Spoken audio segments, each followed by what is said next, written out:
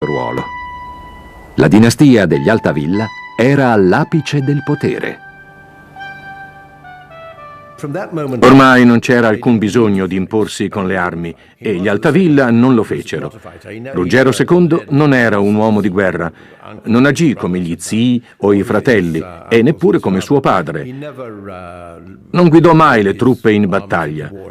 Era un amante della pace, una persona coltissima. Quando la situazione internazionale diventava tesa, preferiva risolvere i problemi servendosi della diplomazia, senza ricorrere alle armi. A quei tempi questo significava anche corruzione.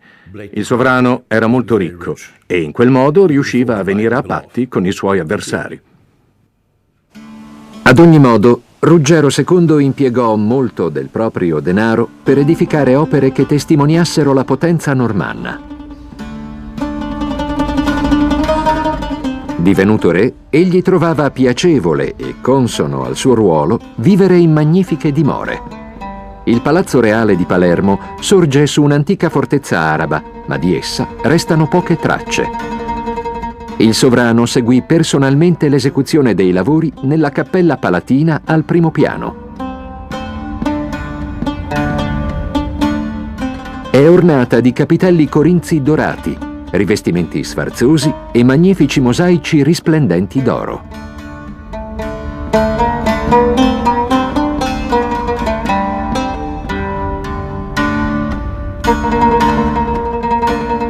Nessun'altra città dell'Italia meridionale ha ereditato dal regno normanno monumenti tanto straordinari. In essi le tradizioni latine, bizantine e islamiche si fondono in un armonioso capolavoro. Ruggero II non aveva i tratti somatici di un normanno. Sua madre, infatti, era italiana. Era bruno e scuro di carnagione. Non sembrava discendesse dagli antichi vichinghi. Essendo cresciuto in Sicilia, parlava correttamente il latino, il francese, il greco e l'arabo, che erano le lingue ufficiali del suo regno, usate anche a corte. Grazie a lui, la Sicilia divenne un regno florido. Riuscì a sfruttare la posizione strategica dell'isola per il commercio, perché trovandosi al centro del Mediterraneo era a metà strada fra nord e sud, est e ovest. Nei mercati di Palermo si trovavano merci di ogni genere. Quello di Ruggero II divenne un regno ricchissimo e il sovrano spese ingenti somme di denaro per dar vita a una splendida corte. Invitò studiosi e dotti da ogni parte d'Europa.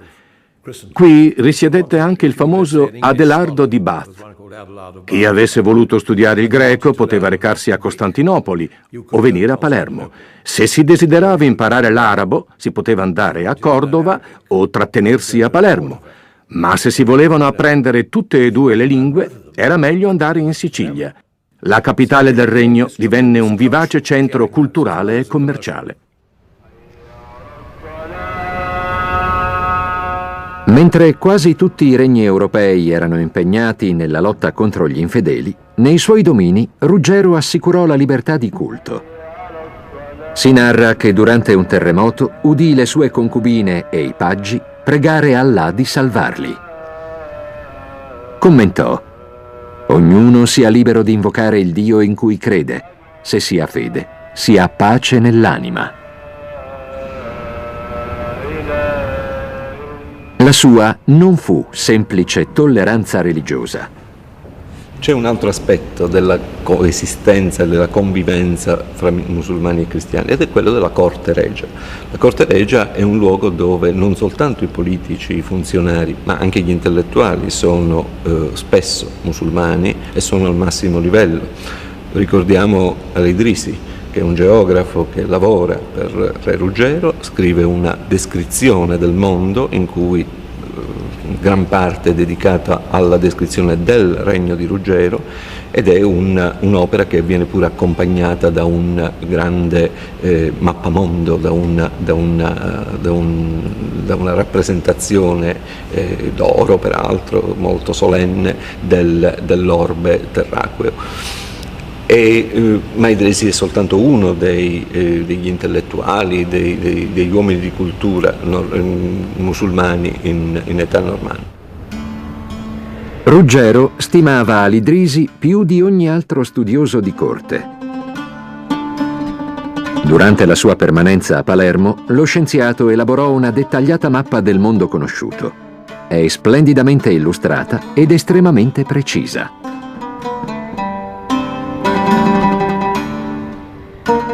La Sicilia era un crocevia di 3 continenti e per Al-Idrisi costituiva un luogo ideale per portare avanti i suoi studi. Presso il porto di Palermo, sempre animatissimo, i funzionari di corte erano soliti chiedere informazioni ai naviganti. Annotavano notizie sui luoghi che avevano visitato e su tutto ciò che avevano visto. L'amministrazione statale di Ruggero II riuniva artisti, scienziati, politici e filosofi. Anche gli architetti diedero grande lustro alla corte normanna.